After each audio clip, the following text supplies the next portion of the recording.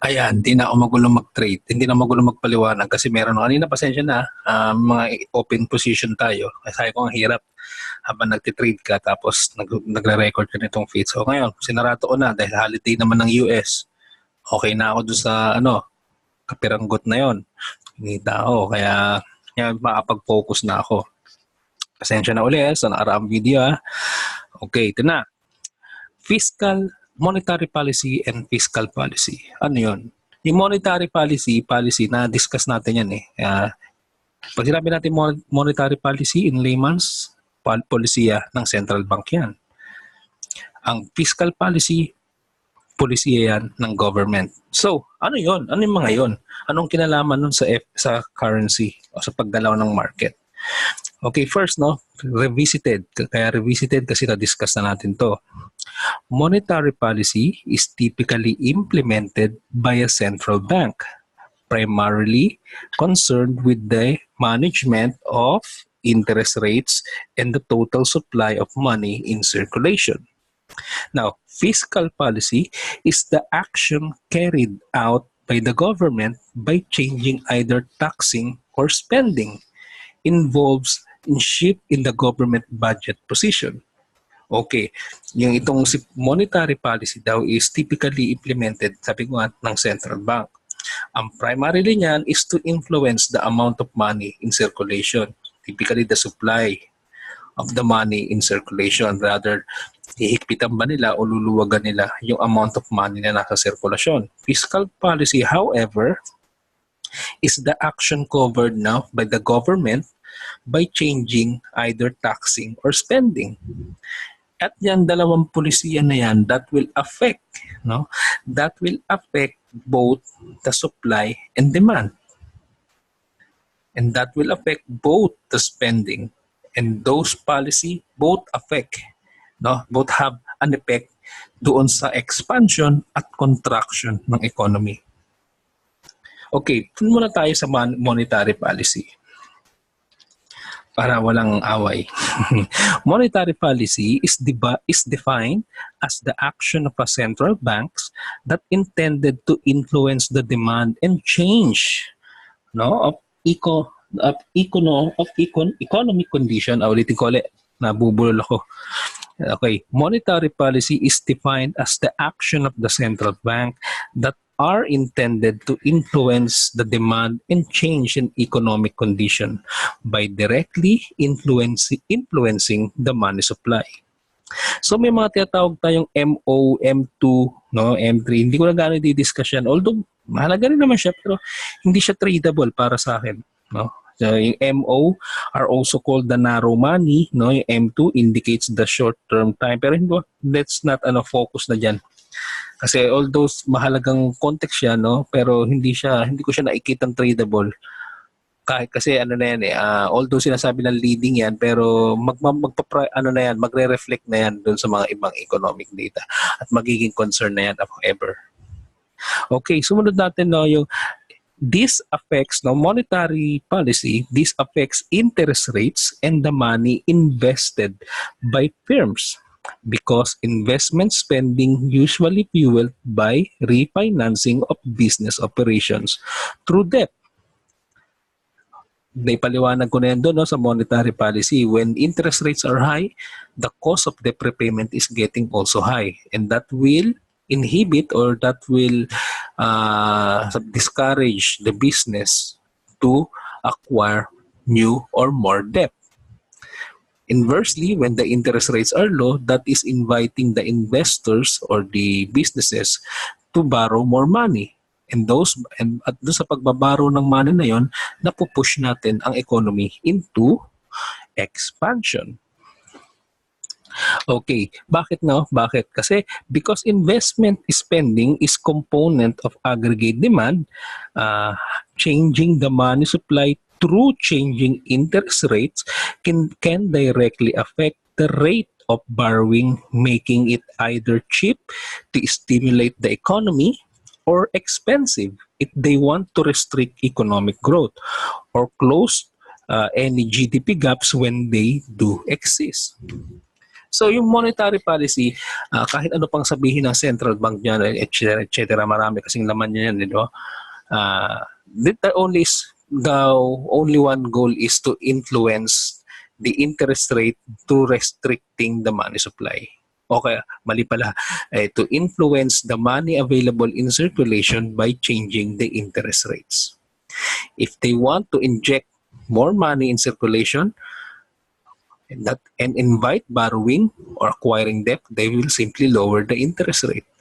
And if they want to get the money out from circulation, get some of the money out from circulation, they can they can use the monetary policy by influencing that by increasing the interest rate. Yun lang yun.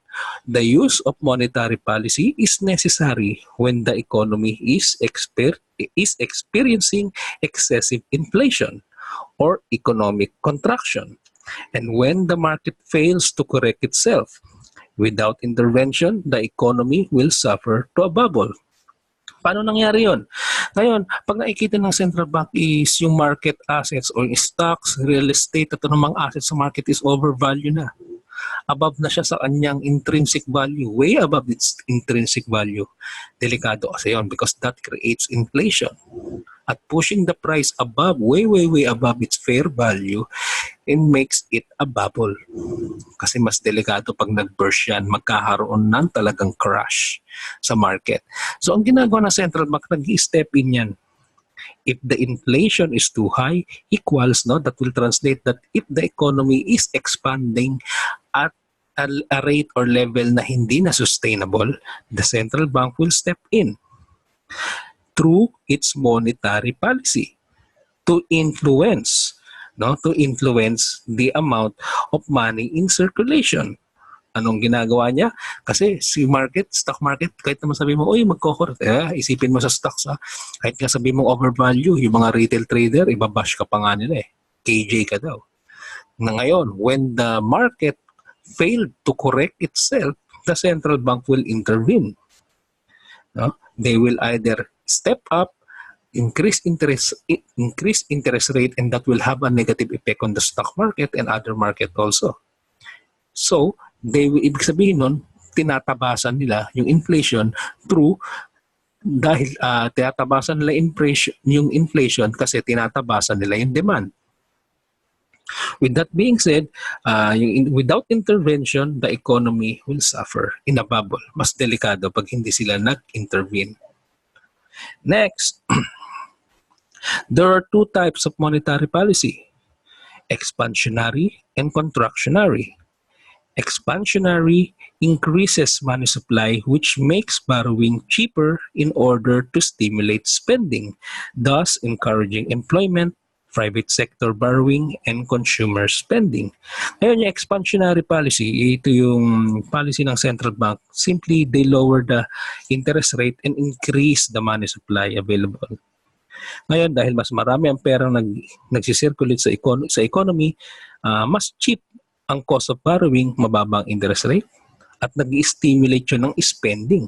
Dahil nga mababa ang interest rate, ba't hindi ka mangutang? Ang baba lang ng debt repayment. Diba? At dahil nangungutang yung mga tao, tumataas ang spending, that is encouraging employment because business will hire people to meet the demand. At yung private sector, at yung mga consumer spending. Pero inversely, when the economy is getting too hot, masyado na mainit at unsustainable na yan sa tingin ng central bank, the central bank will use its contractionary monetary policy. It slows the rate of growth in the money supply in order to control inflation, and it slows economic growth, decrease employment, and make borrowing expensive. Ngayon, dahil nga naipaliwanag ko sa inyo na ang economic expansion, kakambal niya ng inflation at paglobo ng utang, i-restrict na yan ng central bank before getting out of hand yung growth. Kasi yung growth hindi na tugma sa sustainable level at nag-create na ng bubble sa economy. Ang gagawin ng central bank dyan, it will step up. Tataasan nila ang cost of repayment. of debt repayment. Ngayon naman, dahil mataas ng interest, hindi ka na mangungutang. Magbabayad ka ngayon ng utang mo. Diba? Hindi ka na uli mangungutang yan, and that will restrict economic growth kasi bakit? Para maabot uli yung optimal level ng economy. Kasi one of the mandate of the central bank is to keep the level of inflation at a healthy level at to keep the economy at optimum performance o optimal level. Hindi masyadong mataas, hindi masyadong overvalue, at hindi naman masyadong deflationary o masyadong mababa. Doon sila sa optimal level. Kaya ginagamit yung expansionary at contractionary tools as a part of monetary policy ng central bank. Naintindihan ba? Naintindihan, no? Ngayon, punta tayo sa fiscal policy. Fiscal policy is the means by which a government adjusts its spending level and tax rate to monitor and influence the nation's economy by changing government spending and tax policies to influence macroeconomic condition, including the demand, employment, inflation, and economic growth. Ngayon, kung yung itong monetary policy is influencing by increasing and decreasing the interest rates or simply taking out or injecting the money into the economy, ito naman fiscal policy ay ginagamit siya ng pamahalaan o ng gobyerno para i-adjust yung spending niya. Natatandaan natin, one of the key components of GDP is investment spending. Tatandaan natin, no? And yung spending, one of the key components yan, pati yung consumer spending. Ngayon, pag binago ng gobyerno yung kanyang spending and tax rate to monitor and influence, no, a nation's economy, ang gagawin ng gobyerno dyan is it's either tataasan yung buwis o babawasan yung buwis. It's either mag-i-spend siya sa infrastructure o magkakaroon ng fiscal cliff o budget cut. It's either mag-i-spend ng gobyerno o budget cut ang gagawin ng gobyerno. Sumunod, it is based on the theory that aside from the central bank with its monetary policy, the government can also stabilize the economy by changing its spending and tax policy. Bakit? Kasi nga, dahil nga sa central bank is yung ini-influence niya through its monetary policy, na sa paniniwalang ito, sa teoryang ito, may impluwensyahan din ng gobyerno ang spending. May impluwensyahan din ng gobyerno ang consumer spending. Paano? Di babaan mo yung buwis. Pag binabaan mo yung buwis ng tao, mas marami siyang perang magagastos. Pag tinaasan mo naman ang buwis ng tao, less ang perang magagastos niya. Di ba? Kaya yun, yung nag-e-evolve na yun sa teorya na yun, no, na bukod sa central bank, sila rin sa government is kaya nilang influensyahan ang law of supply and demand. The goal here is simple. Let's say we are experiencing recession. The government will lower the taxes to increase the demand and fuel economic growth. That is called expansionary fiscal policy. Ngayon, pag recession ang ginagawa ng central bank, pinababaan ng interest rate to attract borrowing and spending para mag-start uli, mag-kick out uli economy. Ang ginagawa naman ng gobyerno in tandem with monetary policy, it lowered the taxes. Kasi by lowering the taxes sa mga kumpanya, the company may attract, no? Dahil mas marami ang kikitain, mas maraming pera na magagamit ang company to capitalize for their expansion. Binawasan yung tax nila eh. They can use that, yung natapyas na tax nila, they can use that money for their expansion. Inversely sa pareho naman sa tao. Pag binawasan mo ang taxes ng tao, pag binawasan mo ang tax na binabayaran niya, nagkakaroon din ng tinatawag na spending. Kasi yung perang hindi niya ginagasto, napupunta sa buwis niya, ipupunta niya sa consumer spending o mag-a-add doon sa spending. And that is called the expansionary fiscal policy. Ngayon naman, if people are paying lower taxes, they have more money to spend and invest, which fuels for the higher demand. That demand will translate to more firms having new workers. Ayan na. Sumunod. The government might decide to increase spending by building more highways, roads, bridges, and it could increase employment, pushing up demand and growth. Diba? The government, no, it can decide its infrastructure project, thus boosting the economy because it will hire workers and more people will have more jobs. Naintindihan ba? Okay. Expansionary fiscal policy is usually tend to have a deficit when government expenditure exceeds earnings from taxes. Tama yun. Ngayon, when economy picks up, rising of wages lead to inflation and asset bubbles begin to form. The government might propose austerity measures. That means the budget cut, a contractionary fiscal policy such forcing a brief recession in order to let the market correct itself. They need to repay the debt induced by expanding economy. Ngayon, masasabi nyo parang malabo. Hindi.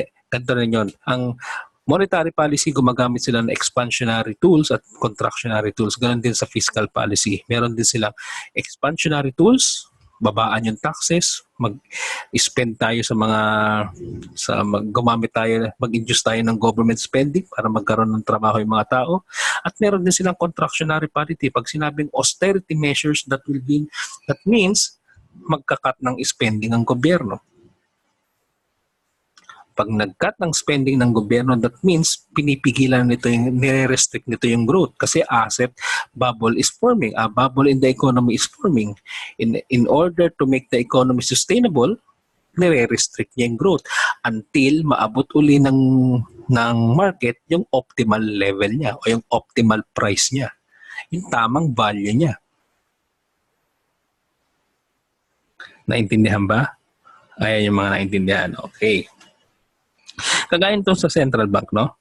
Sa tool, yung mga tools na ginagamit ng central bank, sa monetary policy, gamit nila interest rates. Ang tool naman ng government to influence that, kagaya ng anong katumbas ng interest rates? Tax and government spending. Ngayon, ano yung epekto nun? Sa central bank, yung interest rate, ang epekto nun yung cost of borrowing. Kasi higher interest rate make more expensive borrowing and lower interest rate makes borrowing cheap. Ano naman ang epekto noong tax and government spending, no? Pag ni-reduce, sabihin natin ni-reduce ng government, ang kalalabasan naman nun is budget deficit. Di ba? Kaya ngayon, sa distribution naman yan, higher rate hit, matatamaan ng mataas na interest rate yung mga homeowners, pati nagbabayad ng utang. Ngayon naman, ang tatamaan naman, pag nagtaas naman ng government ng taxes, ang tatamaan naman nun, depende kung sino tinaasan niya ng buwis. Kung ang tinaasan niya yung consumer o yung basic commodities, lahat tayo tatamaan. Exchange rate, yung currency appreciation, parehong tatamaan yan. Sa supply side, yung limited impact lang naman sa supply side dyan, pero higher taxes affect workers. Sa taxes naman, pag ginamit ng gobyerno yung kanyang contractionary fiscal policy, tatamaan naman dyan yung higher taxes, ang tatamaan yan yung mga worker o tayong mga consumer mismo. Naintindihan ba? Okay, siguro naman na intindihan natin to, no, yung monetary policy at fiscal policy. Pasensya na, inaantok na rin ako. Okay, sana onti lang daw, matatapos na tayo dito sa fundamental analysis. At sa susunod natin, yung pag-a-analyze na natin sa central bank.